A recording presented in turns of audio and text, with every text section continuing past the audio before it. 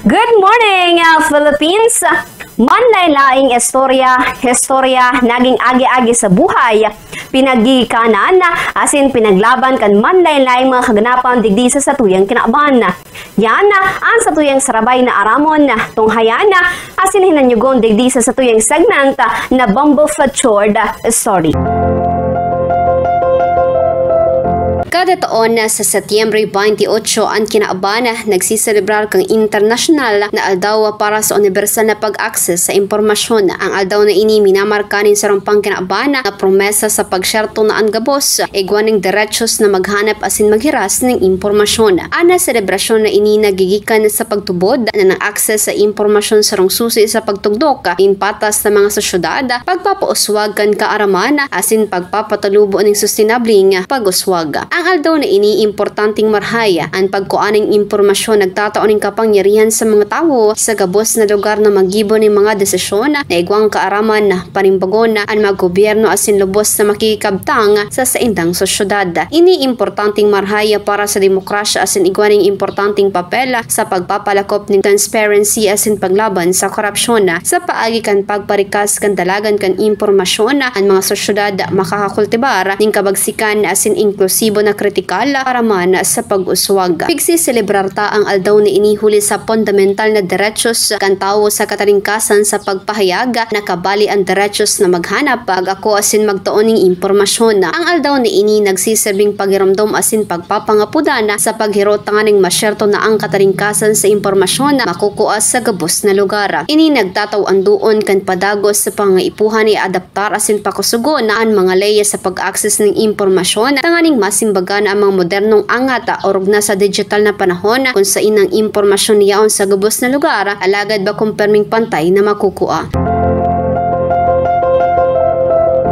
Ang international na aldaw para sa universal na pag-access sa impormasyon igwaning makahulugan na historya na nagtatampok ang importansya kaini sa pagpapauswag kan pang kinaaban na pag-access sa impormasyon. Ana sambitan man na selebrasyon ang pigdesignare kang UNESCO General Conference. Ini pinag-inaugurar kan Nobyembre 2015 asin enot na ginibukan na Setyembre 28 taong 2016. Ang universal na access sa impormasyon nangangahulugan na ang lambang suro igwaning derechos na maghanap, mag-ako asin magtaoning impormasyon. Ang derechos na inisarong importanteng aspeto kang kataringkasan sa pagpapahayag. Ang media igwaning importanteng papel sa pagpapaaram sa publiko manood sa mga isyong interesado alagad iniman nagsasarig sa kakayanan na maghanap asin mag-ako ng impormasyon. Ini ang nagigibo kan derechos sa universal na pag-access sa impormasyon na makakabit sa kataringkasan kan mga tao sa bilog na kinaaban. Ang universal na access sa impormasyon na sarong harigi ni marhay inklusibo may kaaraman asin demokratikong mga sosyudad. Ang aldaw na ini pigmimidbid como International Right to Know Day ponpakan taong 2002 asin pigbilog kan mga international na mga parasurog kang sosyudad sibil on kan taong 2012. Ang resolusyon kan UNESCO na nagmukna kang aldaw na ini pigtulod kan mga grupo kan sosyudad sibil sa Afrika na naghahanap ni mas dakulang transparency sa impormasyon. Sa presente 17 sa ng estado ang nagampon ng mga ley sa national derechos sa impormasyon asin ang mga grupo aro kang open government partnership naglalaom na ang pagmidbid sa derecho sa impormasyon magtatao maning sarong importanteng plataporma para sa gabos ng mga stakeholders sa nasyonal na level tanganing pag-ulayan ang pag-ampon asin epektibong implementasyon kan mga ley sa nasyonal na derecho sa impormasyon na nakalinya sa mga pamantayan sa kontinente asin internasyonal asin mga obligasyon.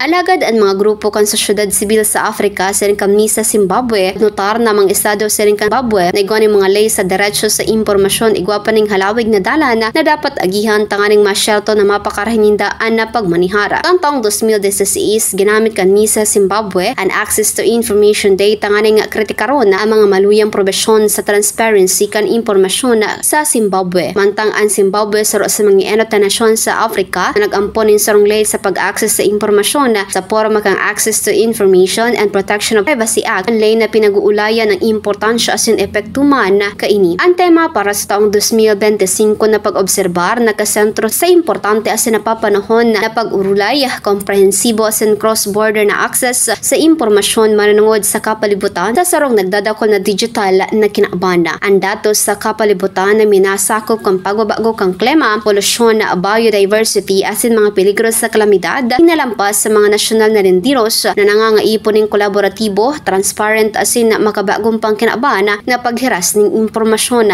Ang access sa impormasyon partikularmente importante para sa mga populasyon na namimiligro sa kalamidad sa kapalibutan huli sa pagbabaguman kan klima. Ang temang ini nagtatampok man kung paano ang mga digital na teknolohiya asin mga plataporma bukas na datos makakapauswag kan pag-access kana publiko, mapapakusog ng transparency asin makakataon ng kapangyarihan sa mga namamanuan asin mga stakeholders na magpartisipar din makahulugan sa pagmanihar sa kapalibutan asin sustainable nga pag-uswag. Ang universal na pag-access sa impormasyon ay ang pundasyon para sa transparent, partisipatibo asin may pananimbaga na pagmamanihara. Ang access sa impormasyon manunungod sa kapalibutan importanteng marhay sa kontekstong ini. Inihararam na konektado sa mga balangkas ng international na pagmanihara sa kapalibutan sa ringang Paris Agreement asin ang Rio Declaration on Environment and Development. Ang mga international na instrumentong ini nagtataon ng legal asin normatibong pundasyon na nagsusuporta sa mga derechos kan mga namamanuan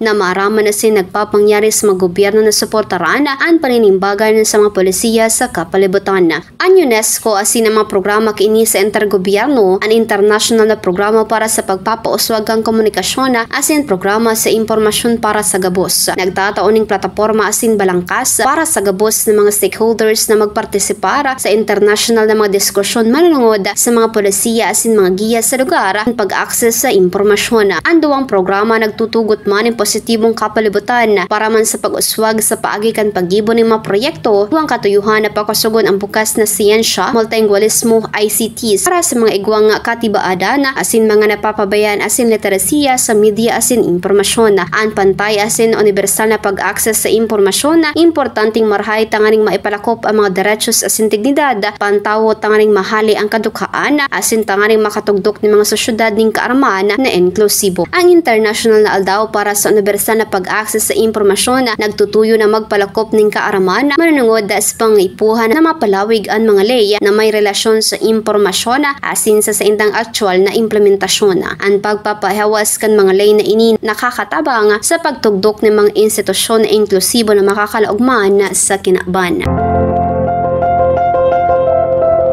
Ngunyan na aldaw ta sa tuya giraray na pinag-siselebrar ang international daw para sa universal na pag-access sa impormasyon. Tinataw ang giraray doon ang importansya man kan pagkakaigwan ng transparency asin pagbusol kan kamarayan para man sa pag-access kang impormasyon. Lugod gamiton tanyato ang makabaguman na teknolohiya sa presente sa pagpapalakop kan tama na papanahon asin pangaipuhan ng impormasyon sa presente. Likayan ang pagpapaluwas kan mga fake news asin magiman na santro kan karahaya na para sa bilog na kinaban.